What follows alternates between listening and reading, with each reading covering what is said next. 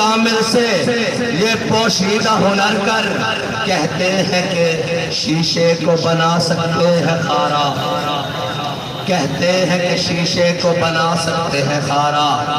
تین ہاتھ سے دے کر اگر آزاد ہو ملت، تین ہاتھ سے دے کر اگر آزاد ہو ملت، تو ہے ایسی تجارت میں مسلمان کا خسارہ۔ اخلاص عمل مانگ نیا گانے کہن سے، اخلاص عمل مانگ نیا گانے کہن سے، اخلاص عمل مانگ نیا گانے کہن سے، شاہاں چے عجب گرب نوازن گدا یارام۔ اور تقریر بڑی مفصل طریقے سے کل بھی ہو چکی۔ آزادی کی داستان ایک اتنی طویل اور دردناک داستان ہے۔ لوگ سمجھتے ہیں کہ آج پرنٹنگ پریس کے ذریعے ایک پاکستان کا جھنڈا چھاپ کر اور ایک ادھر چھوٹا سا بیج لگا کر ہم بڑے پاکستانی ہونے کا اظہار کر رہے ہیں، یا کسی بلڈنگ کے اوپر پاکستان کا جھنڈا لگا کر کہتے ہیں کہ ہم پاکستانی ہیں۔ آپ ٹھیک ہے پاکستان میں بسنے والے ہو، جن کے بڑے پاکستان کی تعمیر کے وقت اپنی لوہے کی ملیں بنا رہے تھے، وہ آج پاکستانی ہونے کا جناب شرف حاصل رکھتے ہیں، اور ملک میں تین بار وزارت عظمیٰ کے جناب وہ مزے لوٹ چکے ہیں، اور جن کی اولادیں آج یہودیوں کے پاس تربیت کر رہی ہیں، اور جنہوں نے ملک کے اندر صرف گیندے اور بلے مار کر اپنا نام کما کر پھر وزارت عظمیٰ کی سیٹیں حاصل کر کے وہ سمجھ رہے ہیں کہ ہم پاکستانی ہیں۔ پاکستانی وہ نہیں ہے، پاکستانی وہ ہے کہ جب پاکستان کا پرچم اٹھانے پر گلے کٹ رہے تھے انگنت، اور جب پاکستان کا پرچم اٹھانے پر چھپ کر ہجرتیں کرنی پڑ رہی تھی، اور جب پاکستان کا نعرہ لگانے پر کنبے کے کنبے دریائے راوی میں قتل ہو رہے تھے، اور جب پاکستان کا نعرہ لگانے پر پوری کی پوری ٹرینیں سر کاٹ کر امرتسر سے لاہور بھیجی جا رہی تھی، پاکستان کا نعرہ لگانا اس وقت مشکل تھا۔ اور اس وقت مشکل ہمارے بڑے اپنے کاروبار نہیں چمکا رہے تھے، ہمارے بڑے اپنی ملیں اور انگریز سے جاگیریں نہیں حاصل کر رہے تھے، بلکہ ہمارے بڑے نعرہ لگا رہے تھے کہ بٹ کے رہے گا ہندوستان اور بن کے رہے گا پاکستان، اور پاکستان کا مطلب کیا؟ دستور ریاست کیا ہوگا؟ وہ تھے ہمارے بڑے، اور ان بڑوں کی لائن اسی طریقے سے آج ان کی اولادیں بھی، ان کو پتہ ہے انگریز کے ان غلاموں کو، ان انگریز کے ان جناب چاپلوسوں کو، ان انگریز کے نوکروں اور چاکروں کو پتہ ہے کہ اگر یہ حقیقی وارث جن کے بڑوں نے اس خطے پر 1000 سال حکومت کی ہے، جن کو حکومت کرنے کا پتہ ہے، جن کو حکومت کرنے کا ڈھنگ آتا ہے، جن کو پتہ ہے کہ غیروں سے بات کس رویے اور کس زبان میں کی جاتی ہے، ان کو پتہ ہے اگر پاکستان کے تخت پر حضور کے دین کا پرچم لے کر یہ بابا جی کے متوالے آ گئے تو پھر یہاں کسی کی چل نہیں سکتی۔ اس لیے آئے روز دن بدن ایک نئی ریشہ توانیاں گھڑتے ہیں، کہتے ہیں کہ یہ جماعت انتہا پسند ہے۔ میں نے کہا یہ جماعت انتہا پسند نہیں ہے، یہ جماعت غیرت مند ہے، اور اگر غیرت مندی کا نام انتہا پسند ہے تو پھر میں بھی انتہا پسند ہوں، پھر میرے بچے بھی انتہا پسند ہیں، پھر میرے کارکن بھی انتہا پسند ہے، پھر ہمارا بات بھی انتہا پسندی ہے۔ اور غیرت مندوں کو جب بے غیرتوں کو غیرت کی بات دلائی جائے نا تو وہ کہتے ہیں بڑی انتہا پسندی ہو رہی ہے۔ ہم ان کو غیرت دلانے کی بات کرتے ہیں۔ میں آپ کو پاکستان کی تاریخ کا ایک واقعہ سناتا ہوں۔ پاکستان بن گیا، کچھ دیر بعد، کچھ وقت گزرنے کے بعد ایک شخص ہندوستان میں گرفتار ہو گیا سمگلنگ کے جرم میں، جو پاکستان بارڈر کراس کر کے ادھر سمگلنگ کے جرم میں گرفتار ہو گیا۔ جب وہ گرفتار ہوا تو تب نیا نظام بن رہا تھا، تو وہ مقامی حکومت نے اس کو کہا ہندوستان کی کہ یار اس کو آج کی رات اپنے گھر میں بیڑیاں شیڑیاں ڈال کے رکھو، تو صبح پھر اس کو جو ٹوٹی پھوٹی بات سسٹم چل رہا ہے مجسٹریٹ کے سامنے پیش کریں گے۔ جب اس شخص کو رات میں رکھا گیا نا تو اس نے اپنی بیوی کو کہا چلو اس کو کھانا پینا دے دینا، جو بھی اس کا سامان ضرورت ہے، کپڑے شپڑے اس کو دو، صاف ظاہر ہے یہ مجرم تو ہے لیکن ہمارا قیدی ہے۔ جب وہ خاتون، وہ سکھ آدمی کا گھر تھا، وہ سکھ شخص کا گھر تھا.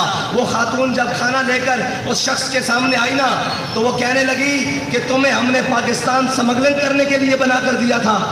وہ شخص حیران ہو کے اس خاتون کی طرف دیکھنے لگا. اس نے کہا اچھا میرا جرم ہے سمگلنگ، لیکن تم مجھے یوں کیوں کہہ رہی ہو؟ اس نے کہا بے غیرت اور بے شرم، میں مسلمان کی بیٹی ہوں. یہ وطن لٹتے وقت انگریز مجھے اٹھا کر لے آئے تھے. میں تو انتظار میں تھی کہ کوئی محمد بن قاسم کا وارث آئے گا، کوئی صلاح الدین ایوبی کا وارث آئے گا، کوئی جناب محمود غزنوی کا وارث آئے گا. تم تو سمگلر نکلے، وہی سمگلروں کی اولادیں اور وہی سمگلر جو جناب آج سوئس بینک میں جہاں سے پیسے نکال کر وہاں بھیج رہے ہیں. یہ سمگلروں کی اولادیں ہم پر مسلط ہیں. اس خاتون نے، اس بہن نے کیا کہا؟ اس نے کہا ہم نے لاکھوں اپنی عزتیں اس لیے لٹوائی تھی کہ تم سمگلنگ کرو. ہم نے تو عزتیں اس لیے لٹوائی تھی کہ وہ پاکستان بننے جا رہا ہے جس پاکستان میں حضور کے دین کا پرچم بلند ہوگا. یہ ہے ہماری داستان جس کو خون سے لکھا جائے تو شاید بھی کم ہو. اتنی قربانیاں دینے کے بعد یہ پاکستان ہم نے حاصل کیا، لیکن ان لائنوں نے پاکستان کو 75 سال تک جناب اس کو کھا بھی لیا.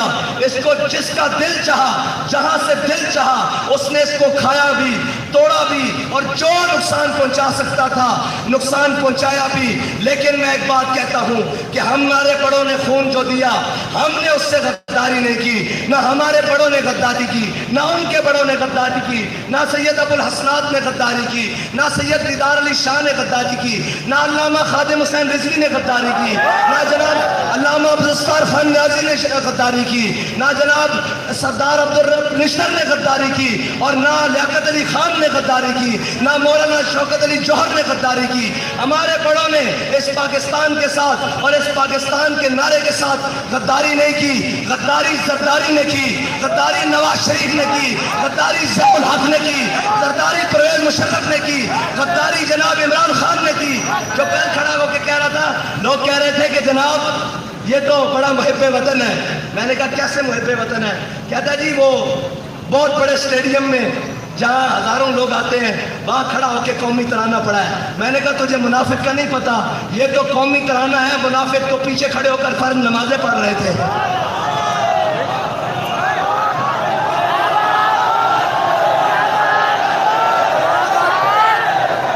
منافقوں کی پہچان ہی یہ ہے. منافق تو پیچھے کھڑے ہو کر فرض نمازیں پڑھ رہے تھے. جمعے والے دن پہلے ممبر پہ کھڑے ہو جاتے تھے. یہ تو منافق کھڑا ہو کے ترانہ پڑھے گا نا، اس کا پردہ جو چاک ہو رہا ہے. اس نے ترانے پڑھنے ہیں، تو ترانے نہیں، تو جو ترانے لکھنے بھی شروع کر دے. ہمیں اس سے غرض نہیں ہے، ہمیں پتہ ہے تو منافق اعظم ہے. اور اب ڈیلے کرنے کے لیے ہمارے پاس خبریں موجود ہیں، کون کس سے ملنے کہاں کہاں جا رہا ہے. یہ یاد رکھنا، وہ کوئی بھی ہو جس نے اس پاکستان کے ساتھ کسی قسم کی بھی غداری کی ہے، تحریک لبیک پاکستان والے اس کے وجود کو قبول نہیں کریں گے. اس کے وجود کو قبول نہیں کریں گے. جس نے کہا یہ عارضی لائن ہے، اس کے وجود کو قبول نہیں کریں گے. جس نے کہا جناب ہم ایک ہی رحمان اور رام کو مانتے ہیں، اس کی وجود کو پاکستان والے قبول نہیں، تحریک لبیک پاکستان والے اور یہ ملت قبول نہیں کرے گی. اس لیے کہ وہ جس سے اس وطن کی جیل تو نہ کاٹی گئی اور بھاگ کر لندن جا کر بیٹھ گیا. جس کو لندن کے ایسی راس آئے ہوں، اسے ملت کے درد کا کیا پتا، اسے قوم کے درد کا کیا پتا. اس کو کیا پتا کہ یہاں بیٹیاں غربت کی وجہ سے تمہارے کرتوتوں کی وجہ سے کاٹی جا رہی ہیں، ہمارے کرتوتوں کی وجہ سے نہیں. تم نے اس ملک کے عوام اور قوم کو اس حد تک لے جایا ہے کہ سارے دیکھ کر کہتے ہیں کہ یار یہ تم نے پاکستان حاصل کیا، یہ تم نے نعرہ لگایا، یہ تم نے اپنے وطن کے ساتھ کیا. میں ان سب کو کہتا ہوں ہم نے اپنے وطن کے ساتھ کچھ نہیں کیا. ہم نے لاشیں اٹھائیں، بھائی زخمی کروائے، بچے اپنی بچیاں جیلوں میں بھجوائیں، اپنی خواتین کی جناب گھروں کی اور چار دیواری کی پامالی کی، لیکن اپنے پاکستان کے خلاف ایک حرف نہیں بولا، ایک سوچا بھی نہیں، بلکہ یہ کہا کہ اوئے یہ پاکستان ہمارا ہے، یہ پاکستان ہمارے بڑوں نے بنایا ہے. ابھی فی الحال یہ کچھ جناب وہ چند ناہنجاروں اور غداروں کے ہاتھ میں ہے. لیکن یہ یاد رکھنا، وہ کہہ گئے ہیں نا کہ منزلیں عشق کی آسان ہوئی چلتے چلتے. آپ کو اس لیے زیادہ چلاتے ہیں تاکہ آپ کو اندازہ ہو جائے، اور جب آپ کے ہاتھ کوئی چیز آئے، اس حکومت کی یا اس جناب ریاست کی کوئی ذمہ داری آئے، تو آپ کو احساس ہو کہ ہم کیسے چلتے چلتے اس منزل تک پہنچے ہیں، آپ کو اس چیز کا احساس رہے کہ ہم نے کتنی مشکلوں سے جا کر وہ چیز حاصل کی ہے۔ ان کو کیا پرواہ ہو ان کے کون سے بچے لٹے ہیں، ان کے کون سے قافلے لٹے ہیں، ان کو کیا پرواہ ہو، بچے تو ہمارے لٹے تھے، پر جناب خاندان تو ہمارے کٹے تھے، اور جناب ٹرینیں تو بھر کر ہمارے سروں کی آئی تھی۔ یہ تو آئے اور امریکہ نواز بیٹھ کر آ کر، کوئی برطانیہ نواز، کوئی امریکہ نواز، کوئی انگلستان نواز، کوئی فرانس نواز، وہ آ کر ہمارے پر حکمران بن گئے۔ یہ درد تو ہمیں ہے نا، یہ درد کو مزید بڑھانے کے لیے منزل عشق کی آسان ہوئی چلتے چلتے، منزل عشق کی آسان ہوئی چلتے چلتے، اور چمکا تیرا نقشے کفے پا آخر شب، اور چمکا تیرا نقشے کفے پا آخر شب۔ اور یہ یاد رکھنا، منزلیں انہیں کو ملتی ہیں جو موسم کے اور گرمی اور سردی کا اور جو خزاں بہار کا انتظار نہیں کرتے، جو موسم کی سختی اور جناب گرمی کا نہ کرتے ہیں، شکایت کرتے ہیں، نہ موسم کی سختی اور گرمی کو جناب کو جانتے ہیں، ان کے لیے کہتا ہے شاعر کہ سردی اور گرمی کے عذر نہیں چلتے، سردی اور گرمی کے عذر نہیں چلتے، سردی اور گرمی کے عذر نہیں چلتے، موسم دیکھ کے صاحب عشق نہیں ہوتا۔ سردی اور گرمی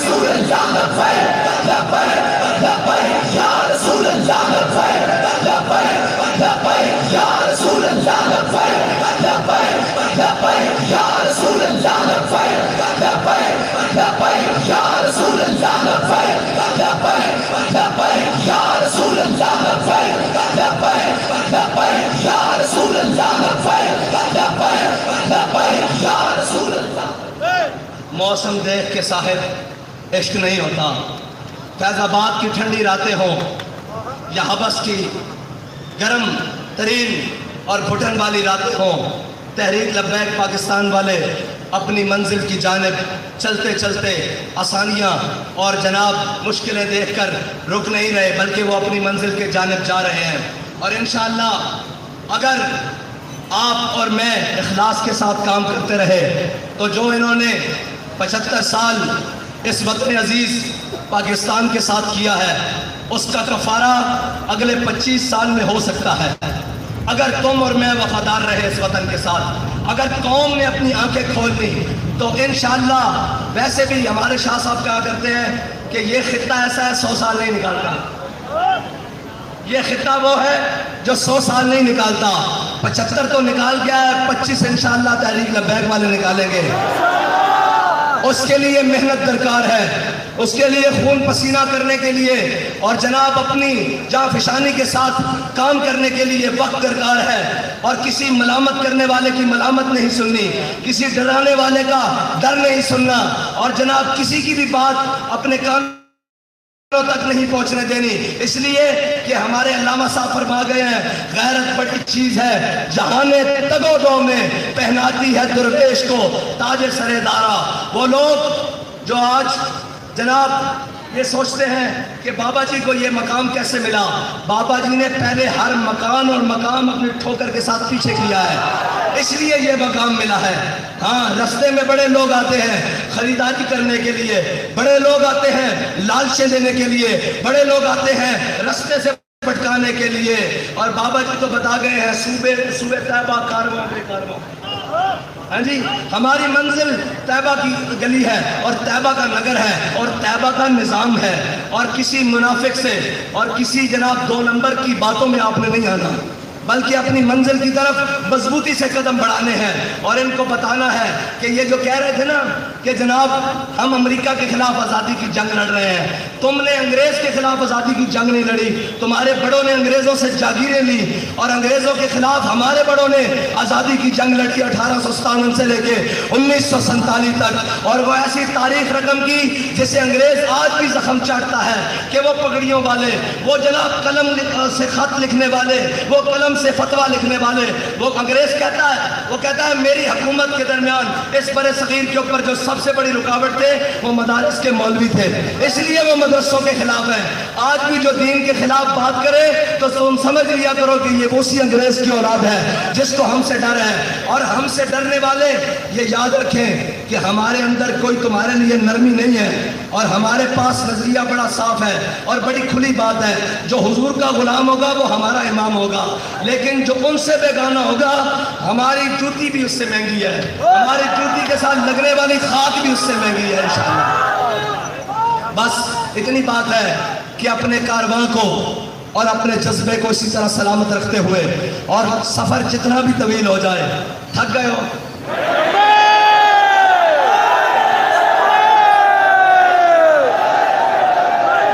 میں پچھلے سال میں جیل میں تھا، تو یہیں اسی مقام پر تحریک لبیک کی ریلی پہنچی، انہوں نے پرچہ کاٹا تھا۔ میں آج پھر کہتا ہوں کاٹو پرچہ۔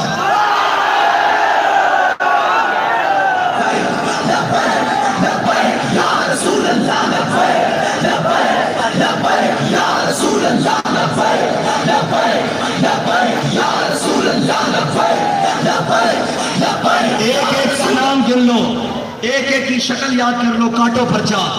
تم پرچہ کاٹو، پھر اس کا چرچا کرنا ہمارا کام ہے۔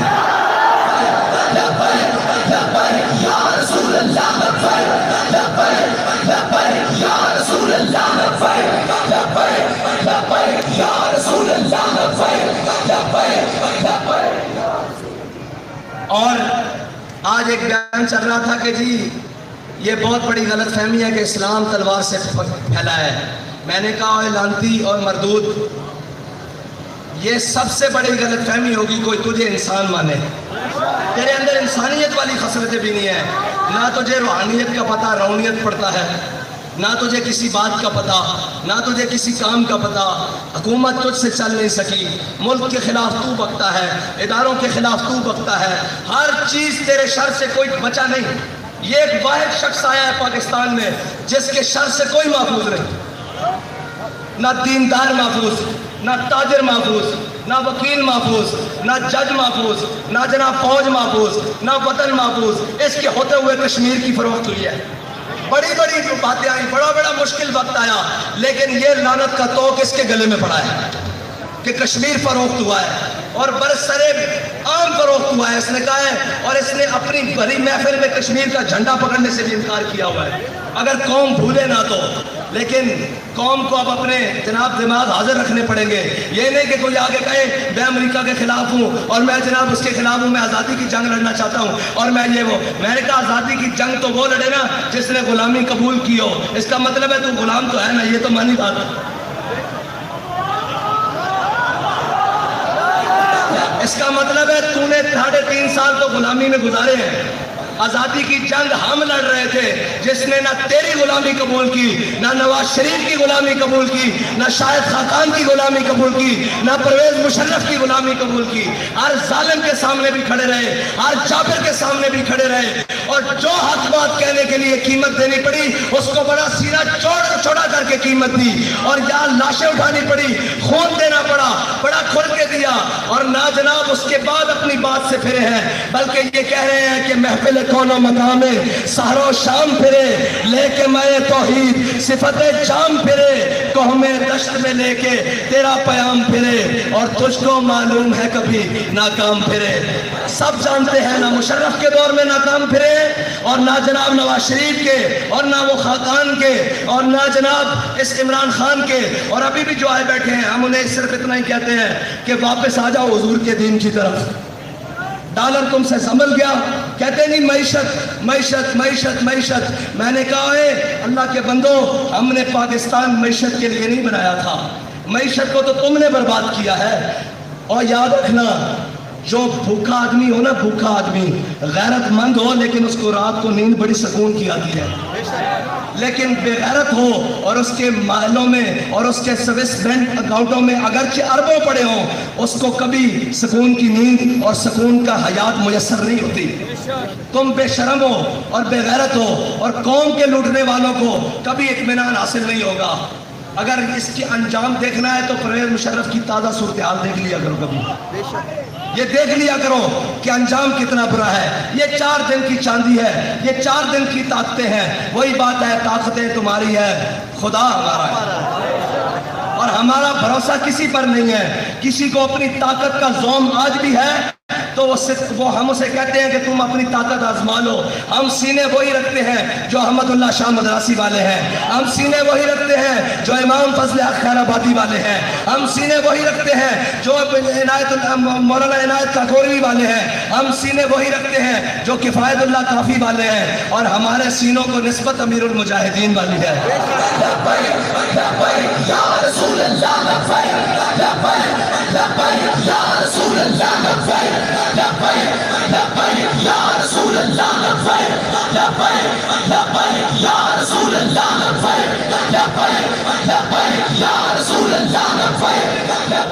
اور تم بہکا اس کو سکتے ہو جس کو اپنے ماضی کا کوئی پتہ نہ ہو۔ ہمارا ماضی بڑا درخشاں ہے، بڑا چمکتا ہوا ہے۔ وہ اگرچہ 1857 بھی ہو، وہ بہادر شاہ ظفر کی حکومت ہو، وہ مغلیہ دور ہو، ہمارا ہر ماضی چمکتا ہوا ہے، کیونکہ ہم نے کسی بھی ماضی میں ہمارے بڑوں نے کسی کے آگے سر نہیں جھکایا، وہ کوئی کتنا بھی بڑا طاقتور ہو۔ اور ہمارا انشاءاللہ مستقبل بھی اسی لیے چمکتا رہے گا کہ ہمارا راستہ بڑا صاف اور متعین ہے، ہمیں اپنی منزل کا پتہ ہے، ہمیں اپنے رستوں کی دشواریوں کی پہلے سے خبر ہے کہ ہم جن چیزوں کو لے کر چل رہے ہیں وہ ہاتھ پر کوئلے ہیں، اور جناب نیچے زمین پر انگارے بچھائے ہوئے ہیں انہوں نے، لیکن انشاءاللہ ہم نے تہیہ کیا ہوا ہے۔